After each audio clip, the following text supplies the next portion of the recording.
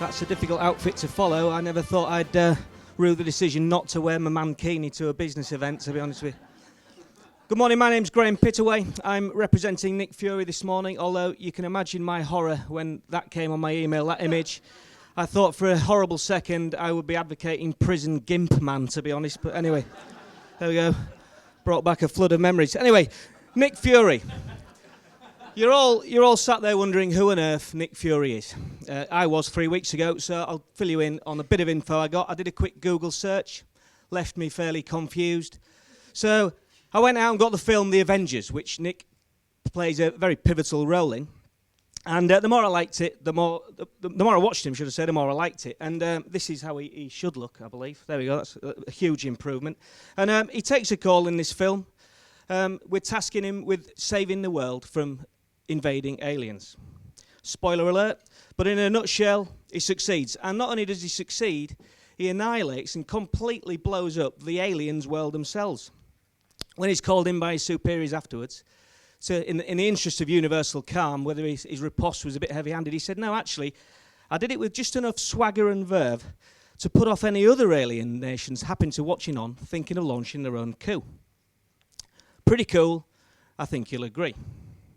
His superpower, well, afraid he hasn't really got one. His secret to success is devastatingly simple. He seems to be very handy in picking a team, an excellent team, a super team even, and leading them to get a job done.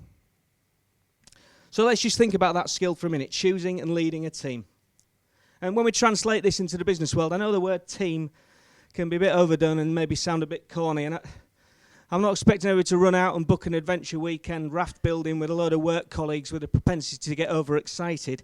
I'm talking about entrepreneurs from the very, very outset, from the very spark of their business, is surrounding themselves with good people, getting good advice, and watching that team grow and change as the business grows. It's a difficult skill to master. David Hall, our resident expert, he would say it's about putting the right people on your bus. Once you've got the right people on your bus, get them on the right seat of the bus. And there's many quotes I could lavish upon you, but I've stumbled across this one in David's Step Change for Growth, which I think pretty much hits the nail very firmly on the head.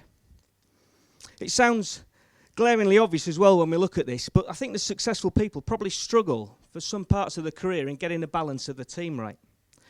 Sometimes it clicks, sometimes it's got to be carefully manipulated. And I've known an FEO member come to me and he openly admit that he doesn't spend enough time on choosing his team and selecting his team. And it's crazy, really. I mean, these are his people. They're probably his biggest asset, yet not spending enough time on it. In my own experience as well, you know, I've held off from changing a misfiring management team for too long. It's easy done. You know, we'll turn the corner, we're making money. But should it really take a profit warning before we leap into action?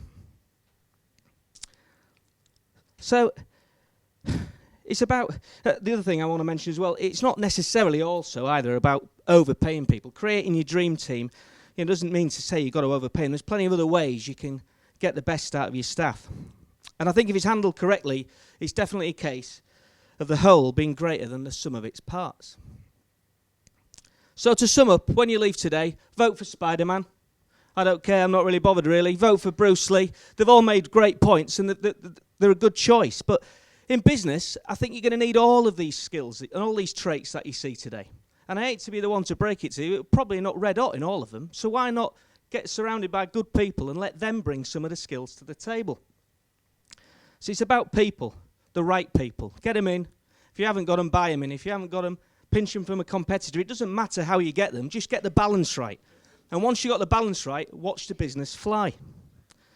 Picking a team and leading it is a difficult job, but it could be worse.